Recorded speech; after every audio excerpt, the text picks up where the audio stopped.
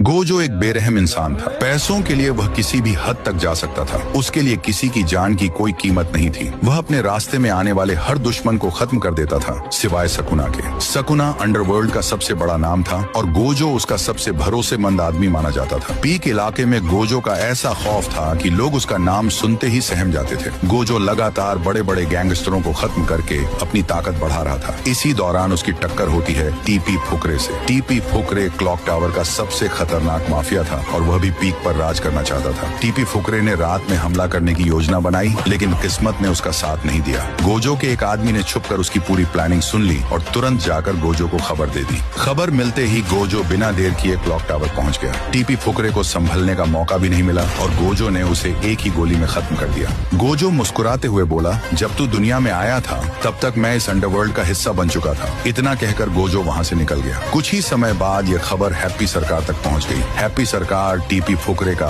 बेहद करीबी दोस्त था। दोस्त की मौत की खबर सुनते ही वह गुस्से से आग बबूला हो गया और उसने कसम खाई कि वह गोजो को जिंदा नहीं छोड़ेगा। हैप्पी सरकार ने अपने आदमी को गोजो के पास धमकी देने भेजा। उसका आदमी पीक में पहुंचकर गोजो के लोगों को संदेश देता है कि अब गोजो की मौत तय है, लेकिन गोजो के आदमी ने उसे वहीं रोक दिया और उसे खत्म कर दिया। इसके बाद वह तुरंत गोजो के पास पहुंचा और बताया कि फैक्ट्री का मालिक हैप्पी सरकार खुला युद्ध चाहता है। गोजो ये सुनकर हल्का सा हंसा और बोला, लगता है उसे अपनी जिंदगी से प्यार नहीं रहा। गोजो के आदमी ने पूछा, क्या मैं जाकर हैप्पी सरकार को खत्म कर दूं? गोजो ने सिर हिलाते हुए कहा, नहीं, अगर तुमने उसे खत्म किया तो उसकी कहानी अधूरी रह जाएगी। उसका अंत मैं खुद करूंगा। रात होते ही गोजो अकेला फैक्ट्री पहुंच गया। हैप्पी सरकार को अंदाजा भी नहीं था कि उसका आखिरी समय इतना करीब आ चुका है। गोजो ने उसे खत्म कर दिया और वहाँ से निकलते वक्त सिर्फ इतना कहा, तुम लोग सिर्फ बातें करते हो और मैं काम करके दिखाता हूँ, यही असली फर्क है। उस रात के बाद पूरे देश में गोजो का नाम डर की पहचान बन गया। लोग उसकी ताकत और उसके फैसलों से कांपने लगे।